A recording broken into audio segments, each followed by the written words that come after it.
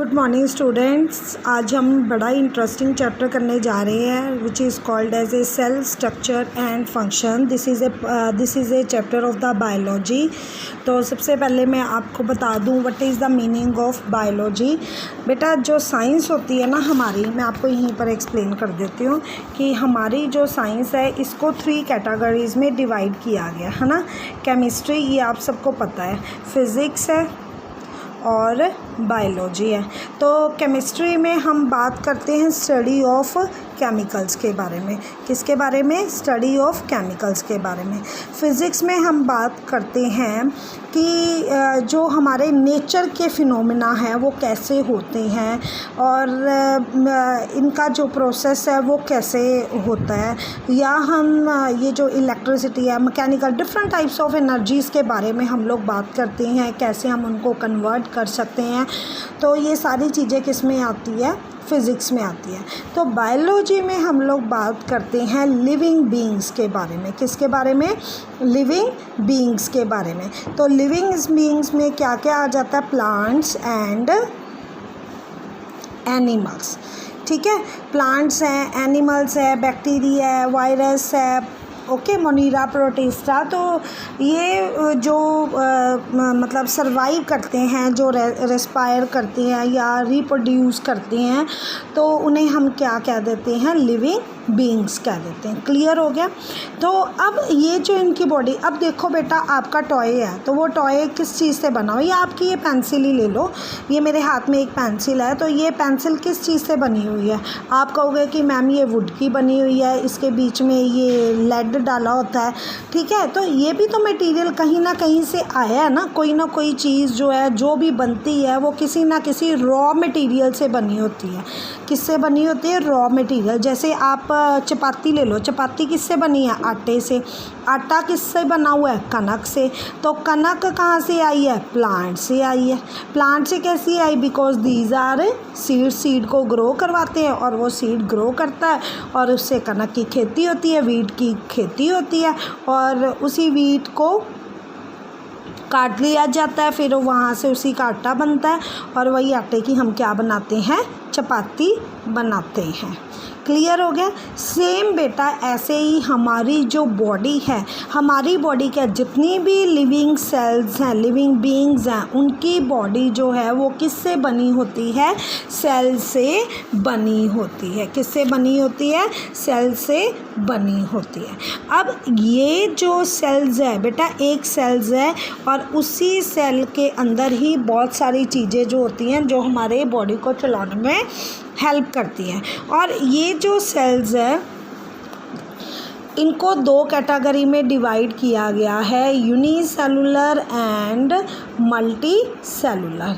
मतलब ऐसे living organism, uni का मतलब होता है 1, जो कि सिर्फ 1 सेल से बने हैं, they are called as a unicellular. और मल्टी सेलुलर जो एक से ज़्यादा सेल से मिलके बने हैं, they are called as a multi cellular.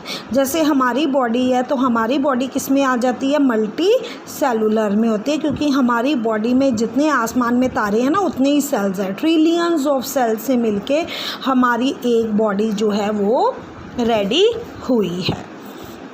ठीक है, अब बैक्टीरिया, आपने बैक्टीरिया बहुत बार सुना हुआ है, वायरस सुना हुआ है, तो इनकी बॉडी क्या है? यूनिसेलुलर है। मतलब एक ही सेल से इनकी बॉडी बैक्टीरिया की बनी हुई है और इसी बॉडी में ही उसकी रिप्रोडक्शन हो रही है, इसी बॉडी में ही वो खाना खा रहा है, डाइजेशन हो रही है, एक्सक्रीशन हो रही है।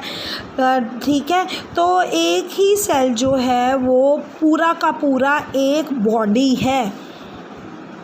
अगर एक सेल एक बॉडी की तरह काम कर रहा है तो they are called as a unicellular.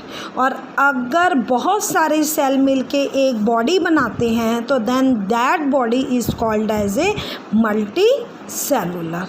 अब मल्टी सेलुलर में कैसे काम होता है बेटा कि सेल है, सेल मिलके क्या बनाते हैं?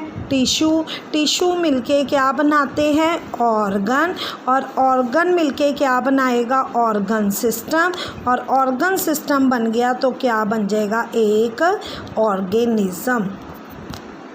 ठीक है। बहुत सारे सेल हैं, डिफरेंट सेल्स हैं, तो वो अपने अकॉर्डिंग जिनके फंक्शन सेम होंगे वो क्या बना लेंगे, टिश्यू बना लेंगे।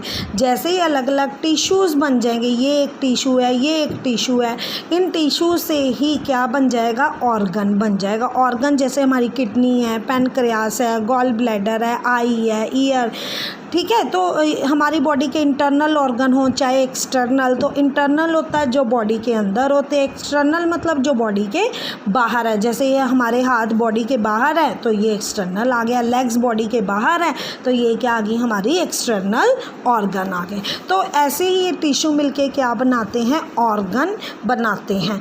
अब ऑर्गन्स बन गए, अलग अलग ऑर्गन बन गए, अब हमने वो क्या हो गए, असेंबल हो गए। अब जैसे ही असेंबल होंगे तो वो क्या बनाएंगे, एक ऑर्गन सिस्टम बनाएंगे। जैसे हमारे पास डाइजेस्टिव सिस्टम है, तो इस डाइजेस्टिव सिस्टम के लिए क्या चाहिए, माउथ चाहिए। पहले खाना मुंह में जाता है, फिर ईसोफिगस में जाएगा, फिर स्टमक में जाएगा, स्टमक के बाद इंटेस्टाइन में जाएगा, फिर इंटेस्टाइन के बाद ये वहाँ से अनडाइजेस्टेड फूड जो है वो एनस के थ्रू बॉडी से बाहर आ जाएगा। तो ये एक सिस्टम बन गया।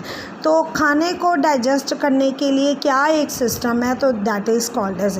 अब देखो, आप एक क्लास में हो, आप दूसरी क्लास में जाना चाहते हो, यानी कि आप 7th में हो, आप 8th में जाना चाहते हो, तो उसके लिए क्या है, आप एकदम से तो नहीं जाके कह सकते मुझे 8th में कर दो, नहीं ना।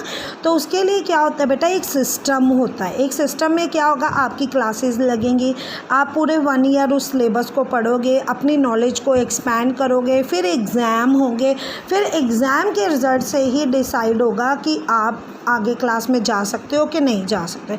ऐसे ही हमारी बॉडी में सांस लेने वाला एक सिस्टम है which is called respiratory. Blood जो हमारी बॉडी में सर्कुलेट हो रहा है, that is another system which is called as a circulatory. जो यूरिन की फॉर्मेशन हो रही है, that is called excretory system. जो नए बच्चे बनते हैं ठीक है, reproduction, that is called reproductive system.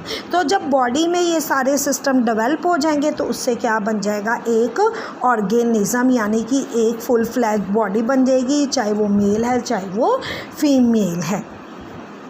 Clear हो गया बेटा ये बेसिक इनका।